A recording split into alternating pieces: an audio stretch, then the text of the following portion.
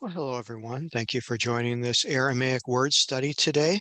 I pray that you are finding a blessing and enjoying it. The more I study, the more fascinating it becomes.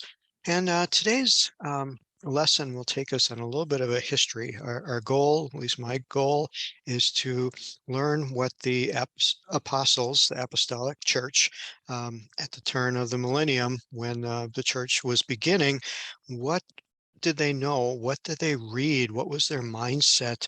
Um, where did they get their understanding from? We know they were Jewish, followed the Hebrew traditions, they followed the Hebrew Bible, but what else did they know?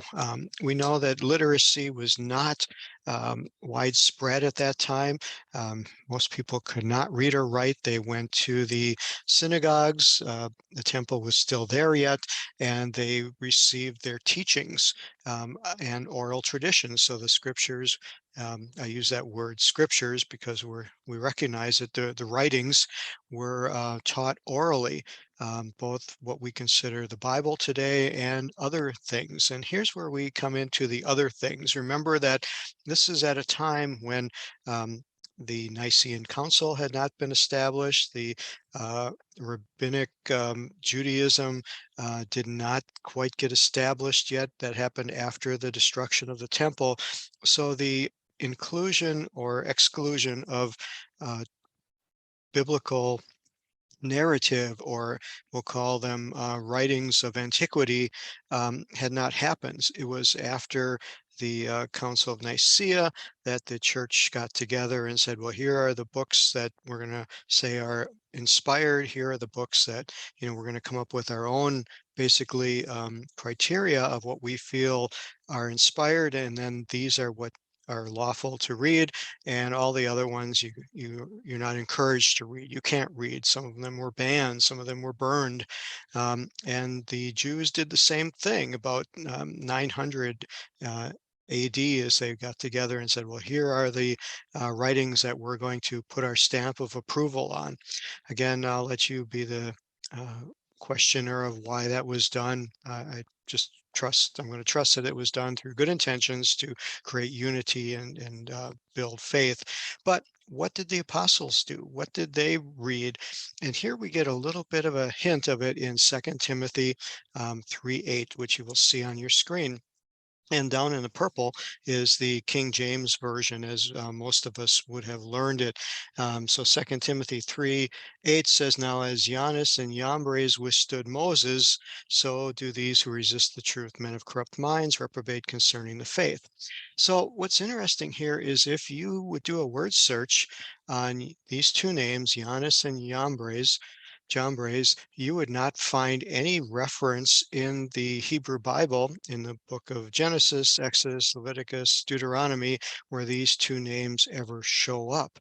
So where did they come from? How did Paul know who they were? This is leading us on to a fascinating study. What you see in front of you above this English is the Aramaic in the Estrangala script with the Western ball pointings, and we're just going to read the first part. It says Akanan Dain de Yanis ve Yambarish. And so you see that here. Here you see the Hebrew letters, which pretty much sounds the same. Akanan Dain de Yam Yanim Yanis ve Yambre. So here are the words as you see them of these two names. So what's interesting here is, who are they? Where did they come from? How did Paul know who they were? You'll see here that they're spelled with a Y in the one translation, Etheridge, and it's with a J, and the King James has to do with the German versus the uh, understood, not having a Y or a J in some of the translations to make this work. So let's do a little bit of searching here. What's interesting is where we find this is in a book called the either the Talmud or the Gemara. And to do that, we have to go into the Jewish writings, Hebrew writings, which Sefaria.org is a great resource that they put together. It's all free, and you will see that there are writings upon writings, and it's kind of a dizzying discussion, if you will, because what you have here are the written text as considered um, what was given to Moses and put down in writing at the foot of Mount Sinai, or on Mount Sinai. And then you also have what are called the oral texts, the oral traditions, which were given as the Jewish sages would say were given to Moses orally, and he was instructed not to write down, but that they were guidance on how to interpret the writings. They were guidance on how to interpret Genesis, Exodus, Leviticus, Numbers, and Deuteronomy. Um, and so the oral traditions were passed down, obviously orally, but then around, I don't know, between 3 and 900 after the Common Era AD, Judaism was beginning to lose their grasp on the traditions. The memories were fading, and so they went and they wrote these down, and they became um, the writings that are known as the Talmud. The Talmud is the um, Hebrew um, spelling, the Hebrew word for these. And there are two of them. One is the Babylonian Talmud and the other is the Jerusalem Talmud. The Babylonian Talmud is the older of the two. It is the traditions that were written down by the displaced diaspora that was in Babylon. And so they wrote these down. And as you can see there, us being Christians with a Christian background, we are very unfamiliar with all of this. You see Berachot, Shabbat, Evurim. There are teachings for the order of the holidays. You find there's another one. There is one on family law, family practices. And there is one on what happens when someone has a court claim. And you'll notice the name Sanhedrin here, used very frequently in these um, writings here that are written down from the oral tradition. But what we want to look at is the section here called Menachot. Well, the other part that I want to point out is that there's two names for the Talmud. The Talmud is the Hebrew name. If you hear the term Gemara, that is the same writings, but it is the Aramaic name. And what you will find fascinating is the majority of these oral traditions are recorded in not Hebrew, but Aramaic, because Aramaic after the first millennium was the um, lingua franca of the time. It was what they used to communicate in. And so they wrote these oral traditions down in Aramaic. Again, this is another indication for that Aramaic was the language of Jesus, was the language of the apostles, and was the language that they communicated with every day, being confirmed here by these later Hebrew writings of the oral traditions now recorded in written form, known as the Gemara. So we're going to go to Menachot, and as you can see, many chapters. These are fascinating readings. You can get bogged down quite a bit because if you think Leviticus is challenging, you should spend a little time reading through some of these. But what we're going to look at is in chapter 8, there's subsection 85, and we're going to open that up and we're going to go down to verse 3. And here you see um, the Ashuri script, known as a square script, but it is in Aramaic. There are no vowel pointing, so it is very challenging for us being new learners here who haven't quite mastered the Hebrew, let alone the Aramaic, to survive without the vowel pointings. But there are some things you can recognize after you practice the Hebrew enough. You'll be able to see it. But fortunately, this is translated into English. We scroll down here, and the topic is about because this is not this is not a section about Jewish law or things like that. It's about agriculture. This is about how to get the best study of crops and to learn all about agriculture, which is, again, fascinating, and so much time would be spent on it. And so what they're referencing here is their time before Pharaoh. It has to do with how they used witchcraft and black magic in the time of Egypt to allow better crop performance. So who would have thought it's all here? But here in this little part here talks about the Gemara and relates the conversation that was with the two leading necromancers, which would be the witches today, or the sorcerers, if you will. And here are their names, Johanna and Mamre. And they said to Moses, and here's their confrontation with Moses in front of Pharaoh. This is the passage of that Paul is making reference to.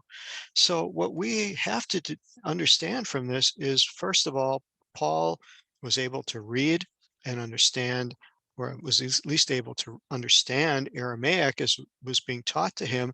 And when he went through his schooling, this was being read to him, and he knew this verse.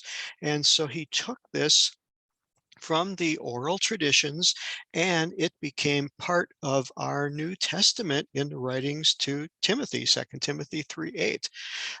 This really creates a lot of discussion for how we look at the scriptures, to see here that there are oral traditions, which again, most Hebrews and Jews will accept the oral tradition if you're in the more orthodox flavor of Judaism. If you are in the Reformed and you don't abide by the oral traditions as much, if you are part of the Karaite um, Jewish sect, you do not look at the oral tradition at all. And we're not here to debate all of those things, but what we are trying to look at here is Paul knew this. The apostles knew this, and Paul thought it was valuable enough that he included it in the writings to Timothy. So he had to believe it. He had to take it as truth, or he would not have repeated it. So again, this is eye-opening. This is very challenging for many of us who have been um, brought up on King James only, and no extra biblical books, you know, not putting much uh, emphasis on commentaries and that sort of thing. But was that what the apostles believed? Was that what the early church followed? Paul did this here. I guess you could say, well, maybe when he got more educated and more spiritual, he ignored that. You can maybe take that if you wish to, but the fact of it is that these words here were put in by Paul into what we consider the inspired Holy Scriptures in 2 Timothy. What we're going to look at here is whether they show up in the dictionary of the Targumim, in Jastrows, which is a compilation of words that were used throughout the Targum and the Gemara. And when we look under the word here, we see, yes, the Yod, Nun, Yod, and Samek, and it pronounces the word Jannes, not the basketball player, okay? But yet it is recorded here. It's just recorded as a name with no other explanation given. So here, Jastrows picked it up. Jastrows put it in there. You will find it if you go back to the Aramaic in the Peshitta New Testament, as found in Dukrana. And when we do an analyze of the verses here, you'll see that this word Jannes and Jambres come up. You do a click on the ID, and it will give you the ability to look it up in Jastrows. It doesn't give you any explanation other than it's a personal name, but when you click on Jastrows, it will take you exactly back to the page that we were looking at.